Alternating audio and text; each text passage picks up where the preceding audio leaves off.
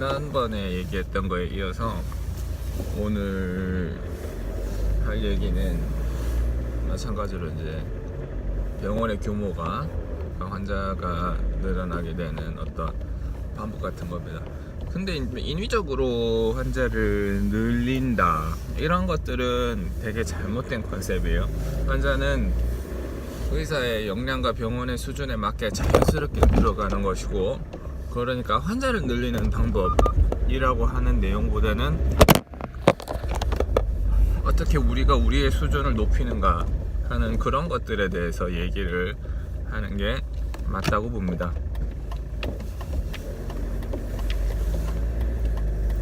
제가 생각하는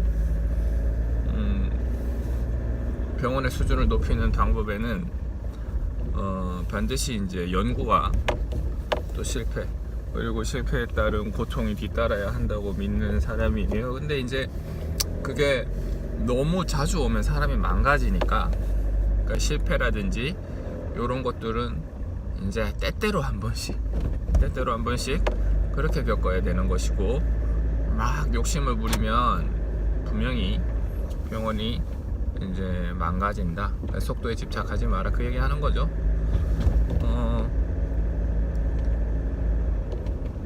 제가 언제 환자들의 숫자가 느냐고 느끼는가 하면, 그러니까 언제 제가 환자를 보는 풀이 더 많이 늘었다라고 생각을 하는가 하면, 제가 처리할 수 있는 일들이 많아질 때, 그때 많이 이제 환자의 풀이 는다, 더 환자들이 더 온다, 그렇게 생각을 느낍니다. 본인의 환자들이 늘어나게 되는 핵심은 환자들의 불편함이에요. 불편함. 환자들이 불편함을 호소를 하면, 예를 들어 뭐 정말로 아무 상관없는 것일 수도 있어요. 쉽게 극단적으로 예를 들면 목에 가시가 걸렸어요. 생선을 먹다가 목에 가시가 걸렸어요. 그럴 수 있어요. 그렇게 되면 이제 우리가 이제 목에서 가시를 빼는 방법을 연구를 하게 되죠. 뭐 되게 간단하게는 여기 치과에서는 못 빼니까 이비인후과 가세요, 뭐 이렇게 얘기할 수도 있겠고. 그런데 그렇지 않죠. 이제 환자분의 혀를 앞으로 쭉 내밀어 보면 목 안에 가시가 걸리는데, 근데 혀가 자꾸 움직이고 하니까 혀가 안 잡히잖아요. 그러면 꺼즈 같은 걸로 혀를 잡습니다. 그리고 혀를 쭉 당겨서 목구멍을 보면 목에 가시가 박혀 있는 것들이 보이면 그거 빼주면 되죠. 뭐 어려운 게 아니니까요. 그런 것들, 그러니까 이건 사실은 뭐 우리가 흔히 말하는 치과 진료랑은 별 상관이 없어 보이지만, 예를 들면 이런 것들도 그냥 무심히 지나치지 않고 뭔가 해줄 수 있는 게 있다고 하면 해주면 돼요. 입안에 뭐 궤양이 났다, 궤양이 생겨 있으면 뭐 알보치를 살짝 발라준다든지 하는 것들은 어려운 것들이 아니잖아요. 그런 것들을 해준다든지. 자, 그다음에 뭐 신경 치료를 해야 되는데 환자가 저는 사실은 뭐 내일 출국이에요, 내일 뭐 미국 갑니다 라든지 뭐 이런 식으로 얘기를 하는 경우가 있을 수 있어서, 저희 병원에는 그런 환자들이 생각보다 많아요. 근데 또 뭐 다른 원장님들도 그런 환자 많이 보겠죠. 저 내일 입대인데 오늘 뭐 치료를 다 해주세요 라고 한다든지 뭐 이런 상황이 있을 수 있겠습니다. 그런 경우에도 뭐 당연히 뭐 내일까지 치료를 다 어떻게 합니까? 근데 할 수 있는 거는 해주고, 그 다음에 머리는 짜야 된다고요. 아예 안 된다, 딴 데 가라, 뭐 군대 가서 생각해라, 그렇게 너무 쉽게 얘기하지 말고 뭐 최대한 머리를 짜보세요. 당일 발수곤충으로 신경치료를 할 수 있으면 해주고, 그 다음에 위에 뭐 코어로 뭐 레진 코어를 뭐 당일 올릴 수 있으면 좀 올려주고, 며칠만 버텨라, 입소해가지고 뭐 한 4주, 5주, 6주만 버텨라, 그러고 난 다음에 뭐 나와서 보철을 빨리 하든지, 뭐 그런 것들이라든지, 요새는 또 뭐 당일날 원데이 보철이 나오기도 하죠. 뭐 그런 것들이라든지, 또 환자를 의식적으로 다른 환자들 예약 잡혀 있는데 뭐 미룰 수 있는 상황이면 일단 미루고 그 친구를 먼저 봐준다든지. 그러니까 환자들이 불편한 게 되게 많아요. 이빨이 뭐 한두 개가 거꾸로 물리는데 그걸 당장 고쳐줄 수 있는가, 뭐 그런 것들, MTM이라든지 이런 것들. 그러니까 본인이 할 수 있는 것과 할 수 없는 것들 중에 할 수 없는 것의 영역을 자꾸 줄여야 돼요. 머리를 계속 써야 됩니다. 환자가 불편하다고 하는 거 어떻게든 해결해 주려고 노력을 해야 됩니다. 그러는 과정에서 본인이 할 수 있는 술기들이 한 개씩 두 개씩 늘어나거든요. 테크닉이 늘 수도 있고 아니면 시스템이 바뀔 수도 있습니다. 뭐가 됐거나 환자가 불편해하는 영역을 캐치를 할 수 있고 그거를 그때그때 개선해 줄 수 있으면 이제 환자 풀이 늘어나는 거죠. 아, 나 그거 할 줄 아는데 나한테 해줘, 나한테 해. 그리고 비슷한 환자들, 그런 방식으로 치료했던 그 환자들의 자료를 모아두는 거죠. 이거는 다른 얘기인데, 환자들의, 이거 나중에 포스팅할 일이 있을 수도 있습니다. 환자들의 자료를 모아두는 거는 대단히 중요합니다. 환자들이 그때그때 불편했던 상황을 사진으로 찍고 그거를 기록해 놓는 거, 그런 것들은 대단히 중요해요. 나중에 제가 이제 뭐 한 10년 정도 한 자리에 있었는데, 10년 동안 한 자리에 있으면서 환자들을 10년간의 사진 같은 게 이제 모여 있을 거 아니에요. 그걸 보면 양이 방대합니다. 차트에도 또 그게 다 기록이 되어 있으면 더더욱 방대하고요. 그러니까 한 환자한테 이미 방대한 기록을 가지고 있는 거예요. 그런 환자가 많이 이제 쌓여 있는 거죠. 그런 식으로 해서 자기가 만들어 놓은 거를 집에 가서 뭐 힘들지만 그날 본인이 찍었던 사진들을 정리를 해서 그 환자의 폴더에 넣어두고, 그 다음에 그 환자랑 비슷한 환자가 또 올 수 있잖아요. 그러니까 그 환자의 그 데이터를 뭐 이제 인적사항 같은 건 다 빼고 해가지고 또 다른 설명하는 폴더에다가 따로 또 저장을 해두는 거예요. 그렇게 되면 치험내가 되죠. 뭐 꼭 저널에 자기가 치료했는 걸 발표해야 치험내입니까? 자기가 자기 병원에서 이렇게 해서 잘 치료가 됐다고 하는 거를 만들어 놓는 거죠. 그렇게 해서 환자들한테 설명을 할 수가 있어야 돼요. 그렇게 되면 환자들이 풀이 늡니다. 저도 처음에는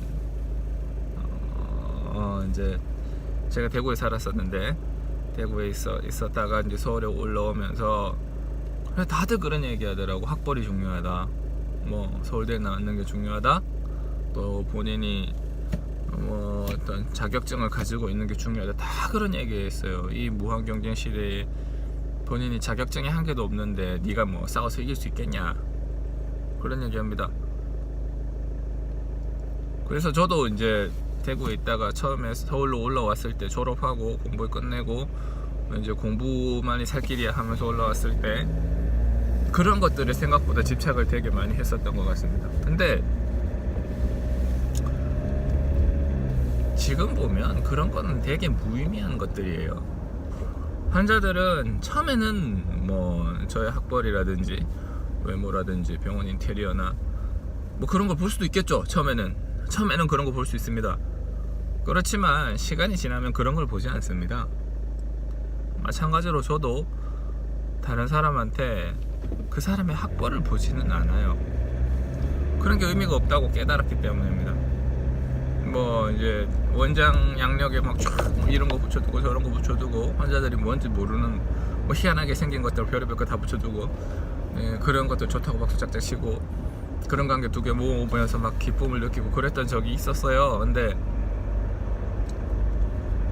이제는 그러지 않습니다. 그 붙어 있는 것마저도 이제 뭐 이제 지저분해 보여서 뗄 때도 있고 그렇습니다.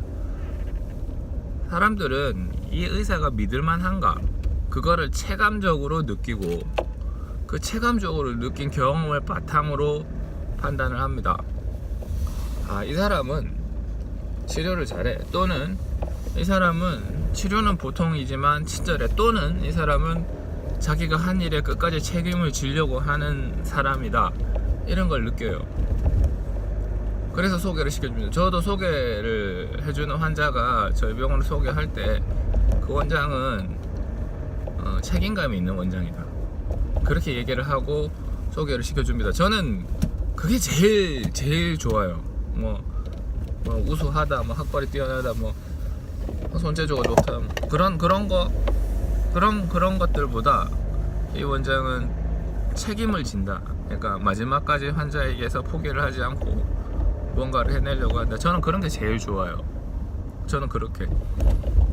그러니까 뭐 학력, 학벌 이런 거 되게 피상적인 거예요. 뭐 별로 뭐 그게 없어가지고 뭐 아쉬웠던 적은 없습니다.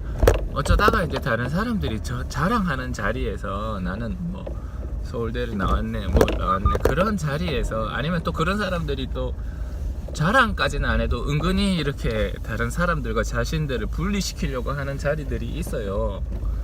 그런 자리에서 있을 때 뭐 그래 뭐 당신들은 뭐 잘났으니까 그렇게 생각할 때가 한 번씩 있기는 합니다만은 요새는 그런 것도 없죠.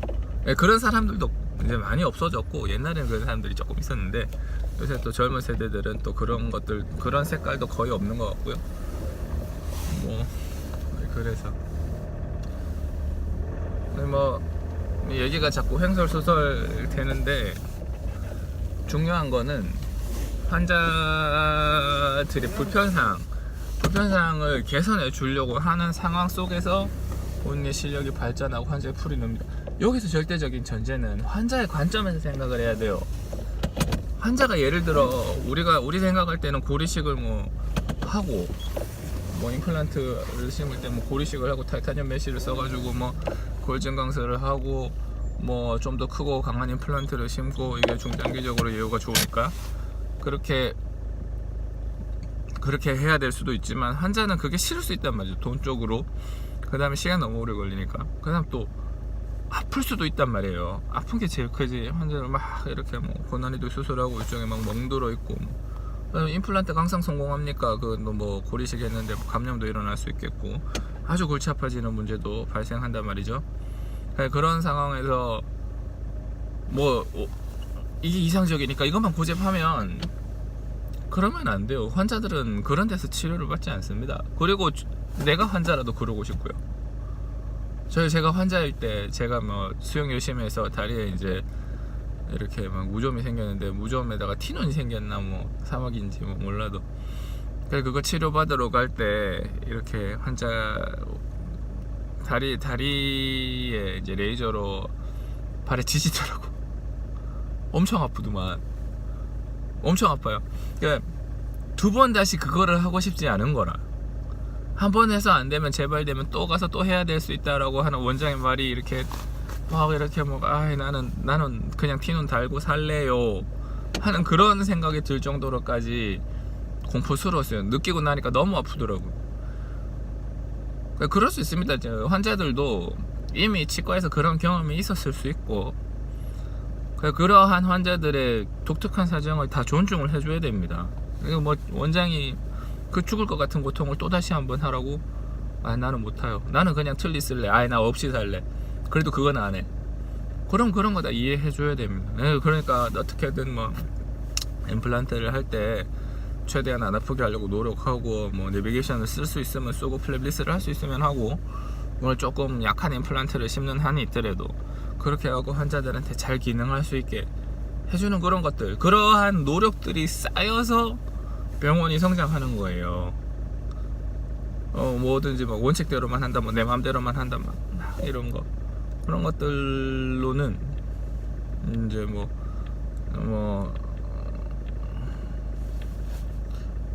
결국은 잘 되지 않을 확률이 높죠.